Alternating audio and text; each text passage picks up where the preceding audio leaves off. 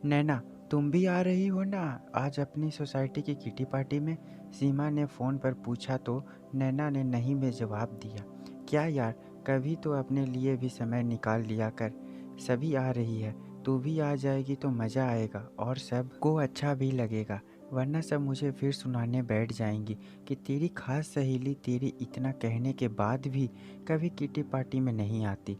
अरे यार, तुझे पता तो है कि मुझे किट्टी पार्टी हमेशा से ही पसंद नहीं, और वैसे भी मेरी देवरानी की बीएड की परीक्षा चल रही है, उसे पढ़ाना भी होता है। संयुक्त परिवार होने की वजह से घर की सास ससुर और सबकी जिम्मेदारी मेरे ऊपर है।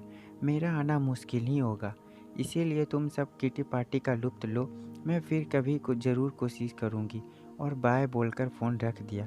तभी किसी काम से नैना की देवरानी प्रिया वहाँ आई और अपनी जेठानी की बात सुनकर बोली कि दीदी, मेरा कल का पेपर किसी कारणवश 2 दिन बाद का हो गया है, तो आज शाम का खाना मैं देख लूँगी। और वैसे भी आप काफ़ी समय मेरी परीक्षा के चक्कर में कहीं नहीं गई, तो आज आप अपनी सोसाइटी की किटी पार्टी में हो ही आइए। नैना ने पहले तो मना कर दिया, पर प्रिया ने बहुत पीछे पड़कर आखिरकार किटी पार्टी में जाने के लिए अपनी जेठानी को राज़ी कर ही लिया। सासू माँ ने भी कहा कि सब इतना बुलाती रहती हैं, तो आज तुम हो ही आओ। अब नैना ने भी अपना मन बना लिया और तैयार होकर सोसाइटी के क्लब के लिए निकल पड़ी। सोचा आज सबको सरप्राइज़ दूंगी, और बिना सूचना के क्लब में घुस ही रही थी कि उनके कानों में कुछ आवाज़ें आई। बहन, पता नहीं 10 जनों का परिवार एक ही साथ एक ही फ्लैट में कैसे रह लेता है। इतने अच्छे खाते पीते लोग हैं, रुपए पैसे की भी कोई कमी नहीं, फिर भी पता नहीं नैना अलग घर लेकर क्यों नहीं रहती। अरे, जब सास ससुर देवर देवरानी सब इकट्ठे रहेंगे तो आज़ादी क्या खाक मिलती होगी। देवर महारानी पढ़ाई के बहाने ऐश करे और जेठानी अपने बच्चों के साथ देवरानी के बच्चों और पूरे परिवार की चाकरी करे। ना बाबा ना, हमसे तो ना हो ये सब। ये संयुक्त परिवार में रहने का झंझट अपने तो बस का नहीं। और खिलखिलाने की आवाज़ आने लगी। एक बारी तो नैना का मन हुआ कि वापस आ जाए, पर फिर कुछ सोचकर उसने क्लब के भीतर कदम रखा। नैना को अचानक से आया देख सारी महिलाएं हैरान रह गई और अपनी आवाज़ में मिश्री घोलते हुए बोली, वाह नैना, आज तो कमाल कर दिया। आओ आओ, हमारी महफिल में स्वागत है तुम्हारा।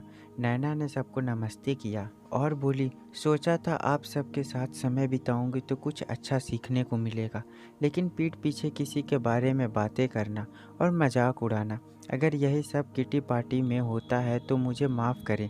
ये सुनकर सभी समझ गईं कि नैना ने उनकी बातें सुन ली है और नज़रें चुराने लगी। सीमा ने नैना को बैठाया और बोली, कोई नहीं यार, इतना गॉसिप तो चलता है, तू बुरा मत मान। नहीं सीमा, इस तरह की कुछ और बातें मैंने पहले भी इधर उधर से सुनी है, पर कभी गंभीरता से नहीं लिया। लेकिन आज अपने कानों से सुनकर यकीन हो गया कि बातें तो आप लोग बनाती ही हैं, तो आज आप लोग मेरी बात भी सुनिए। संयुक्त परिवार में रहना एक बेहद सुखद अनुभूति है। मुझे नहीं पता आप सबके विचार क्या हैं, लेकिन मैं एक साथ रहकर जो पाया है वो शायद एकल परिवार में कभी सोच भी नहीं पाती। मेरी 2 बेटियां हैं, लेकिन उनकी सुरक्षा को लेकर मैं बिल्कुल निश्चिंत रहती हूँ। मेरे न होने पर मेरी सासू माँ और मेरी देवरानी मेरी बेटियों का पूरा ध्यान रखती हैं। मेरे पापा के अचानक से चले जाने पर 15 दिन मेरी अनुपस्थिति में मेरे बच्चों और पति के खाने पीने, स्कूल, ट्यूशन सबका ख्याल मेरी देवरानी ने रखा, जबकि उसकी छोटी बेटी थी और उस समय वह गर्भवती थी। एक बार 3 महीनों के लिए स्लिप डिस्क की वजह से पूरी तरह बिस्तर पर आ गई, तब मेरी देवरानी और मेरी सासू माँ ने जिस तरह मेरा ख्याल रखा वो मैं आपको बता भी नहीं सकती। मेरी देवरानी ने मेरी इतनी सेवा की, शायद कोई सगी बहन भी नहीं करती।